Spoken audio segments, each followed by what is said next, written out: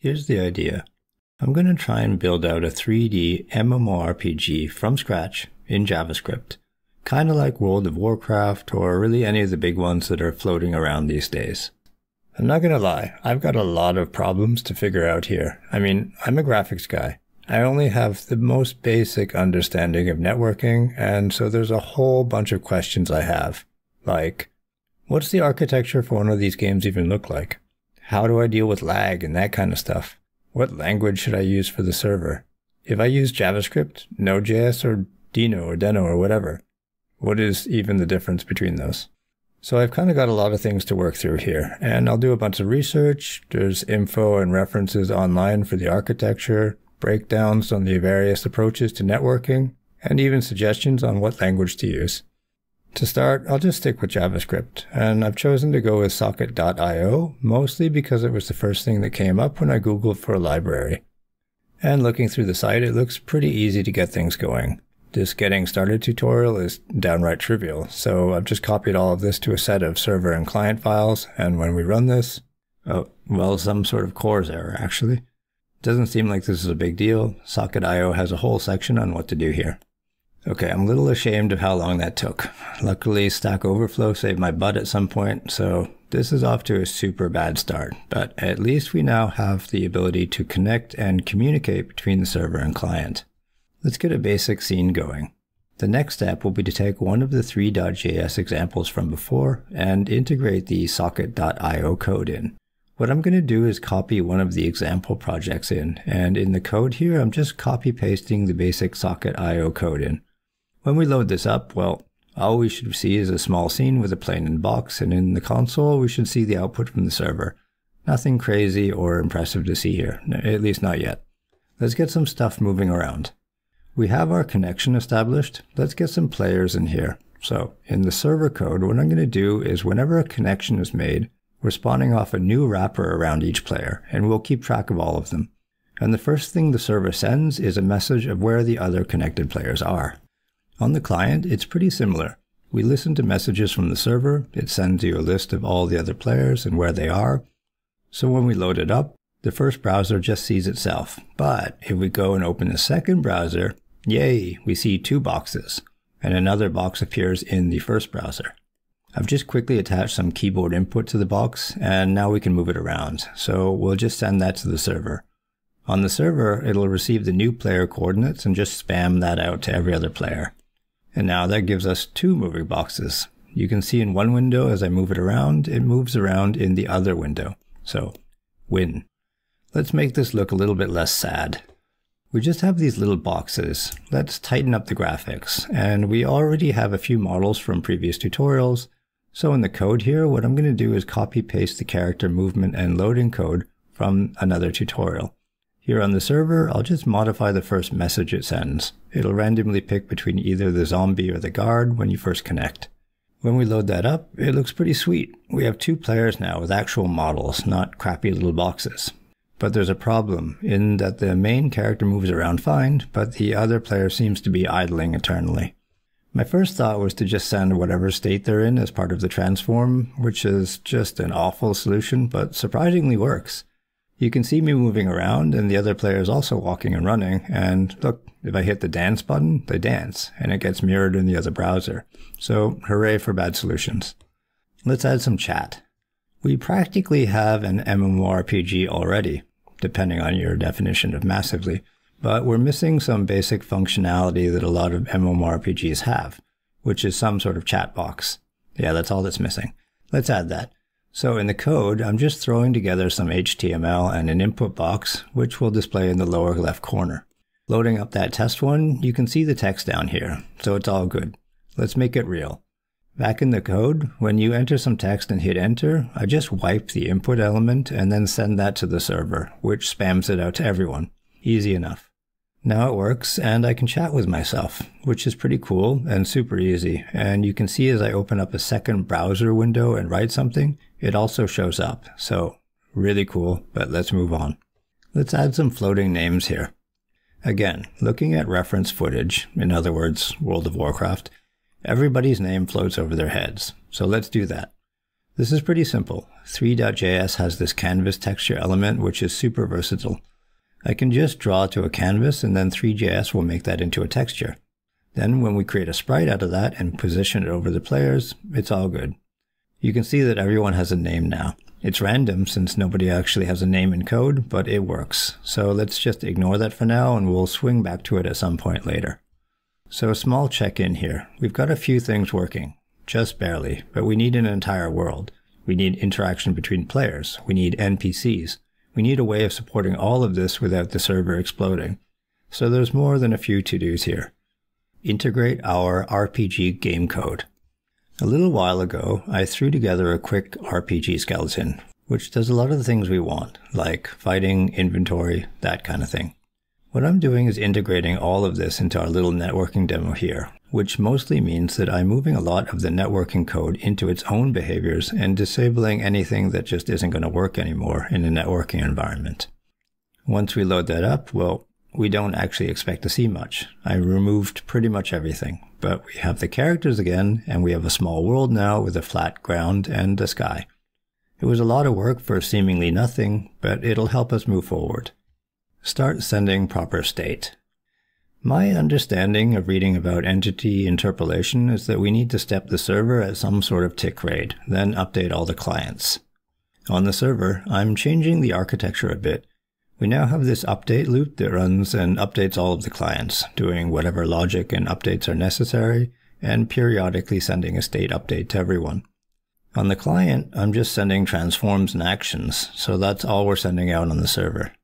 The big difference is now, on the client, we're going to receive those updates, and instead of just applying them right away, we're going to save them with a small delay, then gradually apply the updates, interpolating the state.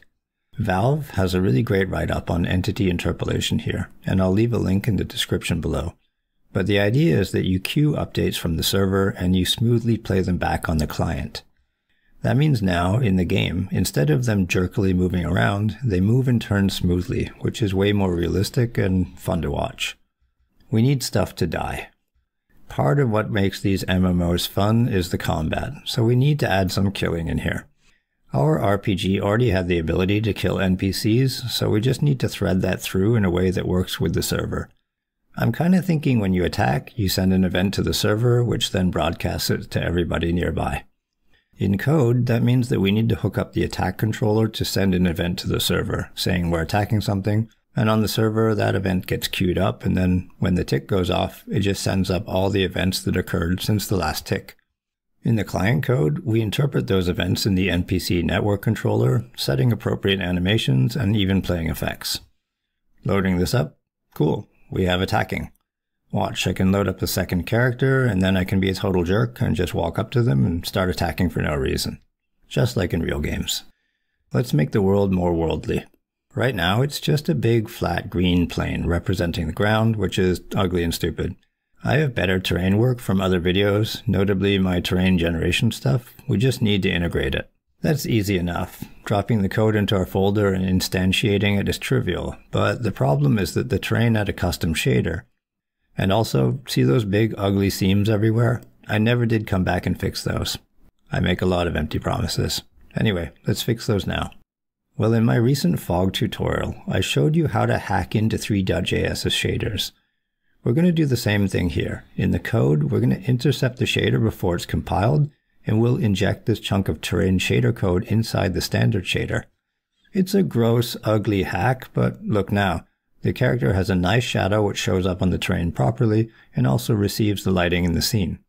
Now we need to fix these big seams in the world, something that I've been promising to do forever. There's clever and less clever ways of approaching the problem. I'll choose the less clever way since it's easier. If I have a chunk of terrain, let's draw a chunk of terrain like this, a super duper easy way of fixing the seams is to just give them a little skirt around the edges. In the code, that means that we just need to go back into this block of terrain generation code and add an extra layer of vertices around the edge. Then add an extra couple of small loops to go around the edges, fixing them up.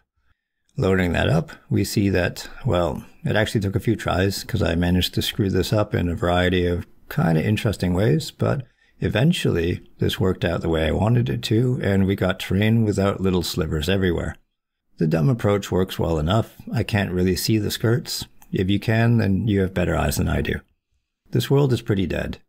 We've got our world, yes, but it's dead. There's nothing here. We need some foliage and stuff.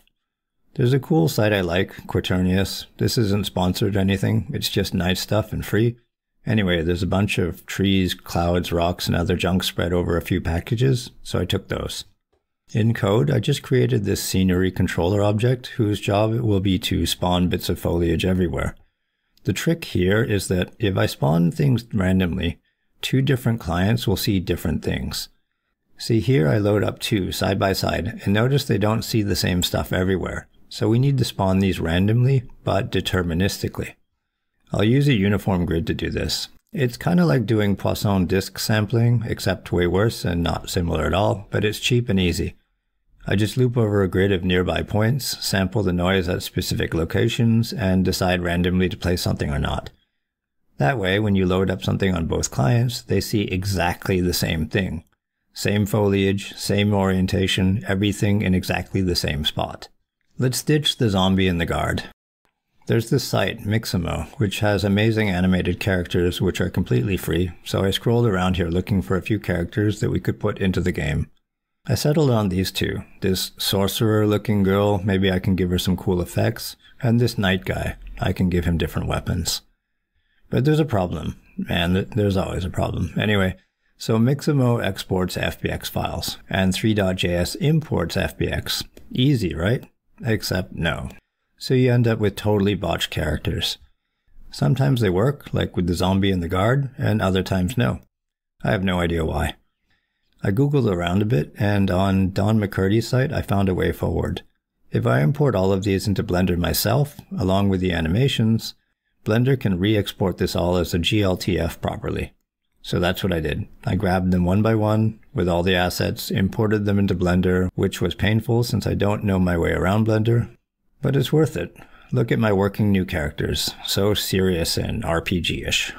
Let's add some monsters now. So same deal. We need to browse Mixamo for some free monster models. There's a bunch of cool ones, like this Warwick guy, or girl, or whatever it is. Looks strong. There's also this zombie thing. Looks kind of like out of a Blade movie. Took both of these. There's a bit of server work to add one of these. You create an instance of an entity like the actual players, but we make it slightly differently since there's no socket connection. I made this new world AI entity that's basically just a wrapper around it, and it passes a fake client to reuse the same code that the player does. When I load this up, cool, we have this dude just kind of standing there doing nothing. So it worked, but we want this guy to run around, but there's a few problems. He's standing through the ground, and the server literally has no idea what the terrain is like. The server and client share no code at all right now. And Node.js has a completely different style of importing modules than the browser does. This was a bit of a wild goose chase. My complete and total lack of experience with Node.js was showing pretty strongly here. But it turns out newer versions can use the same code, so you just rename everything with .mjs and update Node. And yay! Look, my guy is standing on the terrain. The server knows where the terrain is now. Make the monsters less stupid. I just want them to follow me around, so I moved the spatial hash grid code. If you remember that tutorial, I moved it to a shared spot in the server and client and added a quick finite state machine to the AI. It's just a few crude states, like just stand there, see someone and walk towards them, attack, etc. Like always, takes a few tries to get this right. But you can see the progression here, until I finally worked my way through the bugs and it followed me around.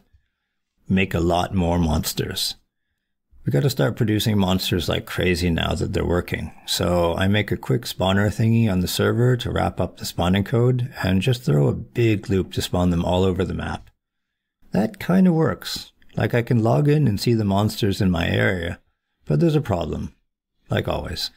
I kind of assumed the loading code didn't try to load the actual assets from scratch each time, but saved them. No idea why I thought that, but yeah, this is super slow to load them all. So just make one loading interface and route everything through there, and clone if it's already loaded. Job done. Way faster. Also, this guy kind of blinks in and out of existence occasionally.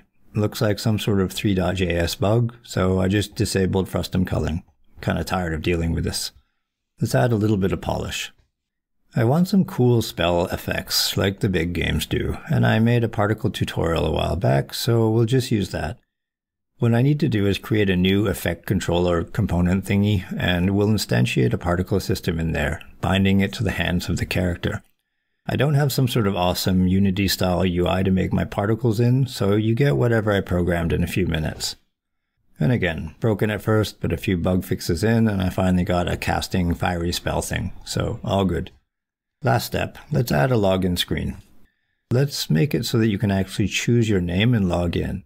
So I threw together some really quick HTML, and that gives us a really basic screen. Warcraft's one is certainly cooler though, so I've taken some inspiration, and now I'll just draw over it really quick. Hooray, look at that, we have a login screen. Let's turn on some dramatic music too, and I can write my own name and log in now, and at this point you can barely tell the whole thing was made by one guy in a week. And here's the final product. We've got a full-on world here. Let me just kind of super speed run around a bit, and it expands out thousands of meters in every direction with no end to the terrain, the foliage, or the monsters. Well, I mean, there is an end. I can run to it, but yeah, whatever, this is good enough. This was kind of fun to make. I'm not really sure if I can declare it a success. As I said at the beginning, MMORPGs are super hard to make, and there's so much more we could add to this. More content, quests, actual persistence, since I don't save anything, but this is kind of roughly, very roughly, resembles one at least. I'll clean the code up and throw it up on GitHub, so look for it there. Let me know what you thought in the comments below. Make sure to subscribe and like the video, it helps me out a lot. Until next time, cheers.